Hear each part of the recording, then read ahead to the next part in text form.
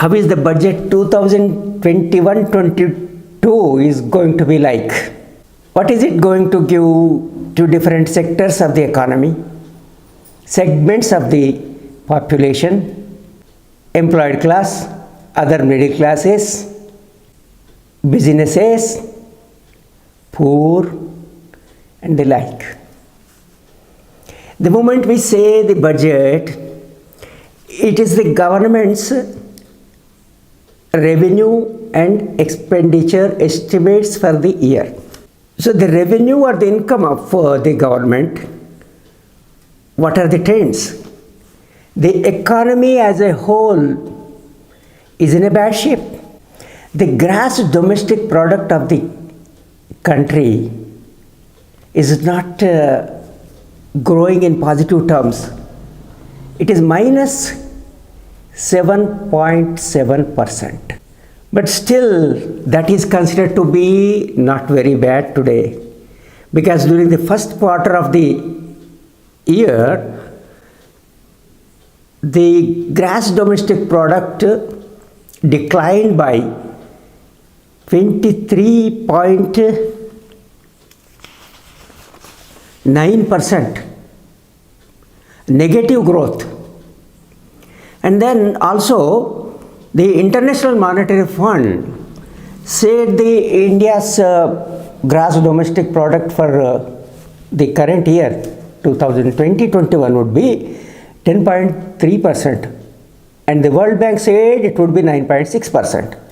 So this 7.7% advance estimate, underscore advance, of the National Statistical Organization, NSO, minus 7.7%. What ultimately it is going to be the actual, because this is only the advance estimate, whatever it is, that is considered to be the better.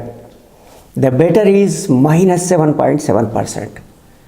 When the GDP growth is so disappointing, then the government revenues, the current year, the available data from April to November, that is 8 months data, shows that the government's revenue, gross tax revenue, was 12.6% lower than the comparable period previous year. All the taxes have shown a downward trend. I mean the tax receipts, of course, excepting excise, that has shown some progress, and non-tax revenue was also not good. Budgeted 3.8 lakh crore, the government could realize only 1.2 lakh crore, third of it. Then coming to the expenditure, although government said for the stimulus package a huge amount, like 20 lakh crore, 10% of the GDP and the like, different tranches. Although it did not give that, but it had to spend at least 1% or 2% of the GDP or whatever, actually. So as a result, the spending was high and government had to borrow. And the borrowing for these first 8 months, 90% already of whole entire year's budget. Then what the government is going to give to different sectors. The coming year, what is going to happen? The budgeted year, I am telling you. The government spending on the different sectors is after its spending on certain sectors on which it doesn't have control, it has got to do. It has got to spend. For instance, this year's budgeted spending, the rupee goes, has shown that 18% was spent on interest alone, not the repayment, interest of the money government has borrowed. Then about 20%, each year 20 to 23% is the state government share in the central taxes. So after this 20, 22 and 18%, 40% is for that. Then the Finance Commission allocations, it was 10%. Defense spending, pensions, salaries, subsidies, some essential central government schemes, all these put together, the total spending which government has to meet amounts to 75% of its spending. Then what is left? 25%, roughly 25%. Of this 25%, where is it going to spend? It is very clear that the health sector is one area where government cannot neglect continually. Because of the neglect of the health sector, we have seen that there was no preparedness to meet the COVID challenge. I am not detailing those things now. Even before COVID onset too, our health sector was not in an enviable state. The government spending, both state and central government together, was just about 1%, 1.1% or the like in the range, against the minimum spending of 2.5 to 3% suggested by several expert committees, including Dr. Srinath Reddy Committee or Planning Commission. Government did not spend that much. As a result, what happened? We do not have necessary infrastructure, health infrastructure. World Health Organization says there should be one doctor for 1,000 population minimum. But what is the situation in India? Roughly about 11,000 persons, we have one allopathic doctor. There is a shortage of 6 lakh doctors in the country, 20 lakh nurses. And the government spending is low and people have to meet the health expenditure from out of their pockets to the extent of 70%. As a result, 35 million people, the 3.5 crore are falling below poverty line. Those who are considered to be above poverty line are falling below poverty line on account of health expenditure. That is the state of our health sector. So government cannot continue to neglect the health sector. So is the education. Government cannot neglect. So is food, farmers, raising farmers' income. Agriculture is such an important sector which you cannot neglect continually, because 50% of the people directly or indirectly are employed on agriculture, and food to all.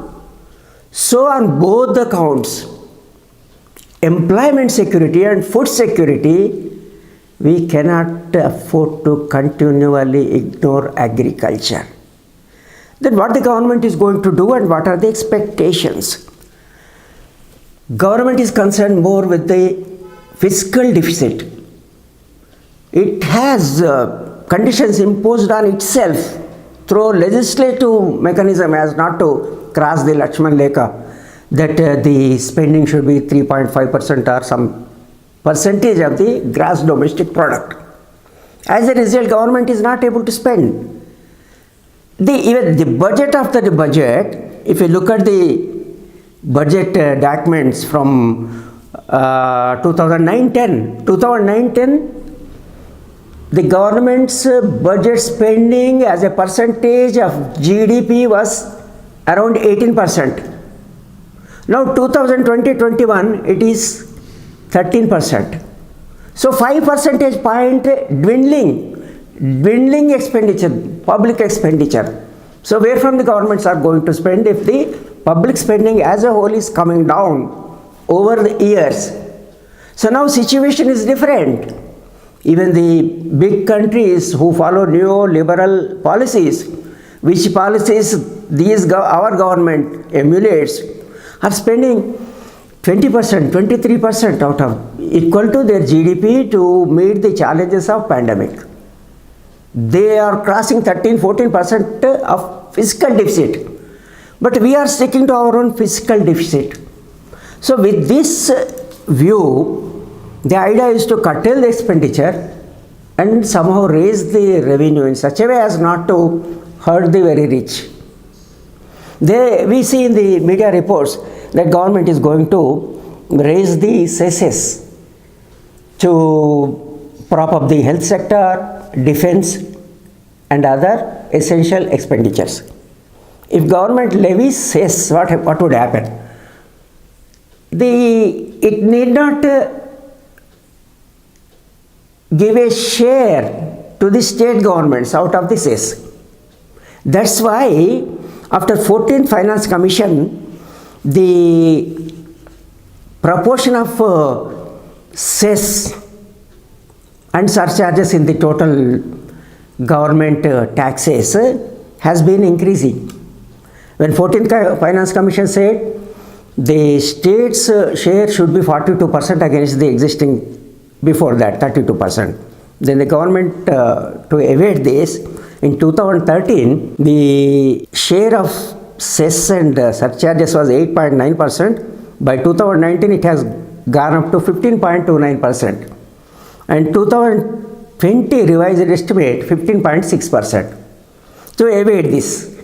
So when government proposes to levy additional cess, already state governments are not happy with this.